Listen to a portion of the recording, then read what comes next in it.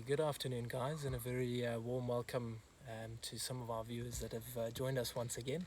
And a big thank you, of course, to Stu and Brad over that side, and Trev for the little intro there. Yeah, of course, the much anticipated sighting we are sitting very near to at this stage. Um, yeah, you guys might have, or some of you might have at least been watching this morning on Sky News. You would have seen a slight build up to the sighting that is behind us at this stage. For anybody that wasn't there, we're about to show you shortly. And yeah, just again, Brandon up on the front there on the tracker seat, on the bait seat, on the best seat of the house. And then, of course, myself, Tom, and we're going to be just taking you guys through a few things here. We don't need to drive into the sighting.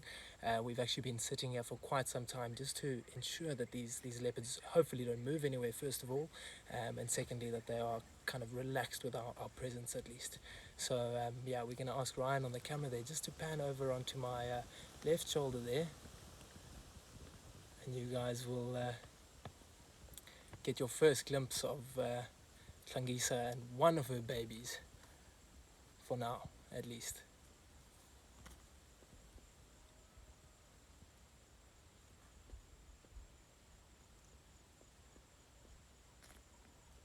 So having a lovely afternoon snooze up in this beautiful Jackalberry. We were just discussing it before we went live now, how this is the perfect leopard tree.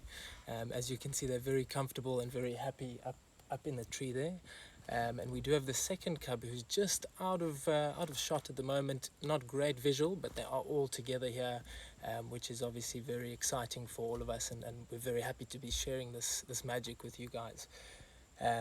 It's it's something quite interesting. We were sitting before we started and wondering how to actually get this to portray this sighting to you guys. When we arrived initially, we had them playing all up and down the tree, running all over the place. An incredible sighting, which would have spoken volumes for itself. But at this stage, as Murphy would have it, they've gone to sleep up there. So we are going to sit with them for a while. We've got nowhere else to be at this stage. We're going to be keeping in comms with Stu and Brad and the other guys there, and of course we'll just see how it goes. Every now and again, being babies, these little guys do get bursts of energy, and hopefully we'll get some good action out of them once again. So be patient, as Trev mentioned this morning on the Sky interview. Patience and persistence always pays off. So we'll just see how that goes.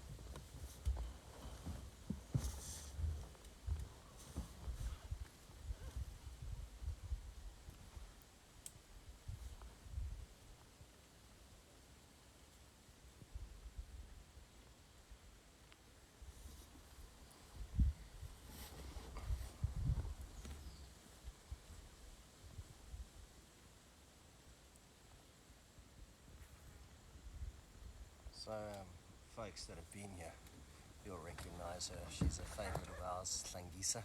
All right. She's around about 11 years of age, so a fully mature, big, dominant female.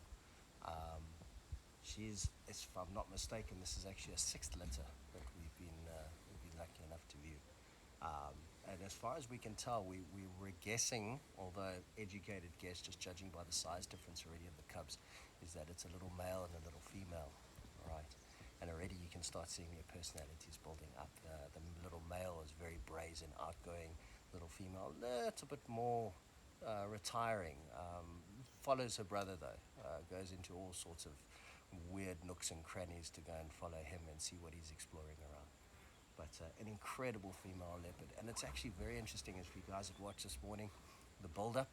Okay, she had a kill. We tracked her pretty much the whole day yesterday, and we found her on a kill, a big male impala. Unfortunately, with a big male impala, it's a very heavy animal. Now, we know that leopards hoist their kills up trees to keep it away from hyenas. Unfortunately, with a really big male, she didn't have the time to disembowel it properly. And unfortunately, it lost the carcass this morning to hyenas. All right. So she's moved these youngsters over here and has been spending pretty much the whole day with them, ensuring that they're safe. And possibly, maybe a little bit later on, that she'll start getting moving. She may not be. I mean, she had a good feed though. So even though she lost the carcass, she did feed very well off it. And she's got enough milk to last her for a little bit for those youngsters too. She has introduced them to meat though. So these two youngsters did experience. They were just starting to taste. All right, it's the end of the road for them. They're no longer milk eaters. They're now going on to the more prominent meat diet. All right, but yeah, it's absolutely incredible that we have them here. This is actually very far into another female leopard's territory, a female that we know is Kelly Dam female. Very unusual to see her here, but testament to her dominance that she's actually exploring new area and confident enough that she brings her cubs along with her, which is really, really quite special. And going back to what Brandon was kind of touching on there with her being extremely successful. Obviously here in the Sabi Sands we have a fairly high density of leopards, and of course we get to witness them through every single stage of their lives. And one of the things we notice most frequently is how difficult it is for these females to raise their cubs. So it can be extremely challenging. Many of you guys that have been here before, or many of you guys that have ever even watched a documentary about South African or African wildlife, you'll know that inter-competition is a huge thing. So of course there's many enemies out here, and it's a very uncertain future for these little babies. Anything from hyenas would be a very prominent danger, lions, even something unexpected like a baboon or a troop of baboons. So she has to be very careful in the way she does things, in the decisions she makes, and that is what makes her a very successful mother. Well, a little bit of activity will capitalize on there.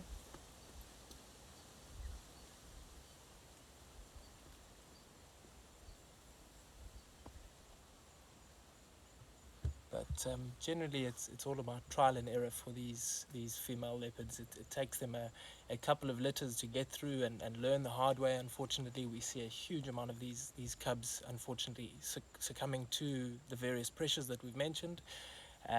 But this female in particular, as we've mentioned, Tlangisa, we could almost say she's got it figured out. She knows exactly when to move the cubs, where to move the cubs, which is very important. Again, talking about this beautiful tree, and I don't know if you guys can see it on the screen there, but a lovely little ravine or a gully here or a drainage line.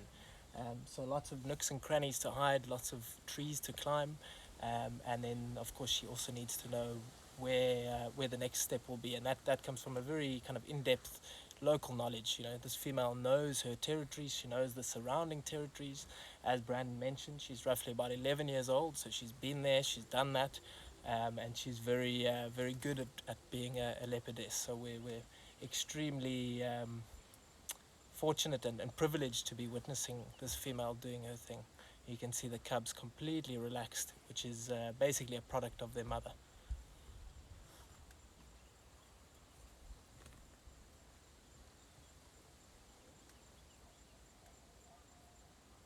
She's heard something, yeah? You can see all of her focus and her attention is out just to the north of us there.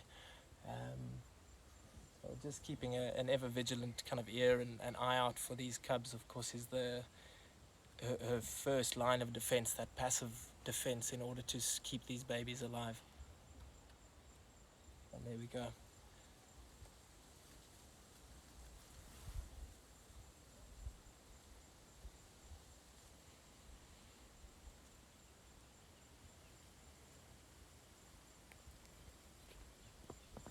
something which was not mentioned initially, or it might have been potentially Stu mentioned it. But of course, guys, sitting with these leopards, we do have time now. So if you have any relevant questions, especially some of our repeat guests, we know some of you are dying to fly the flag and get some of your questions out there. You're absolutely welcome. We've got Ryan behind the camera there. And if there is anything relevant pertaining to the sighting that you're quite interested about, or you want to find out, you're welcome to put it on that platform there on the feed, and Ryan will kind of hand that over to myself and Brandon here.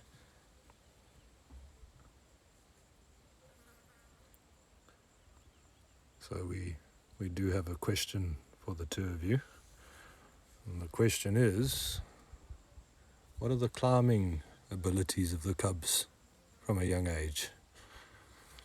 Well, with young leopards, of course, it's instrumental in their survival to learn how to climb very quickly. So already from a couple of weeks, they're starting to coming out as when the mother's around, and they'll start pushing over to little bushes, etc. And essentially, from about a month, they'll already start climbing small trees quite well.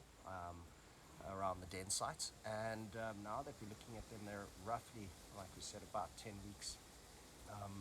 They, as you can see, I mean, they're quite high up in a very well-established jackalberry tree. So their climbing ability at the moment is pretty good, and like I said, it's instrumental to their survival. A leopard's ability to survive is based around their ability to climb, especially in areas where you've got high density of other predators like lion. All right, to get out the way. All right, and also to take where you've got high hyena densities, you need to be able to climb to take your kills, hopefully the remains of your kills up a tree, to cache it away. Otherwise you're going to lose more of your kills than you really want. Yeah, that is probably the biggest advantage that these leopard have, is that ability to hoist a kill. So obviously that goes hand in hand with the ability to climb, but at a slightly later stage, these little leopard cubs will have to learn how to hoist a kill and stash it in a tree, which is not as easy as that might seem. Sometimes hoisting almost double their body weight in certain scenarios as an adult leopard. And as Brandon mentioned, that almost completely eliminates competition.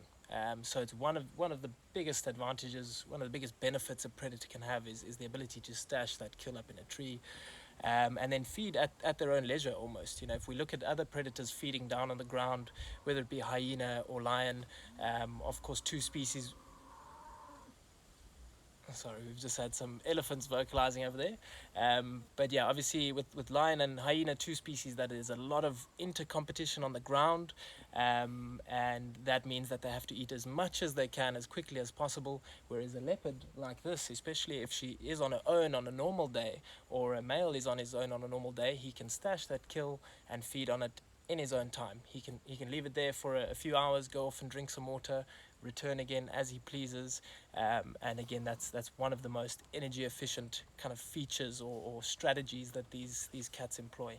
And as most of you guys will know, that every single species out here, one of the biggest driving kind of forces or motivators is to try and do things as energy efficient as possible. So that's one of the best things that they can do, is that climbing ability and that hoisting ability. So very, very good question there.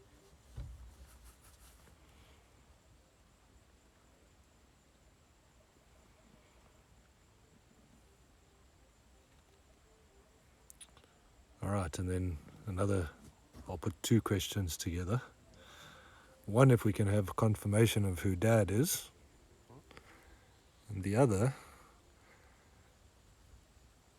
is, how long was Mom pregnant for?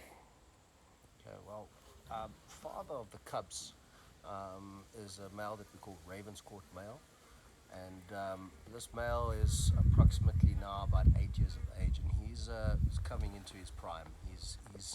He's managed to establish a massive territory. Pushed out another dominant male, which was a male we used to call Homelight, which was a male that we used to see on the northern bank of the Sand River, which was predominantly Tlangisa's territory. And he's forced them out and has taken over pretty much the entire range of this previous male leopard, which included most of Tlangisa's territory up in the north, and mated with her. And then with leopards, it's a very quick gestation period.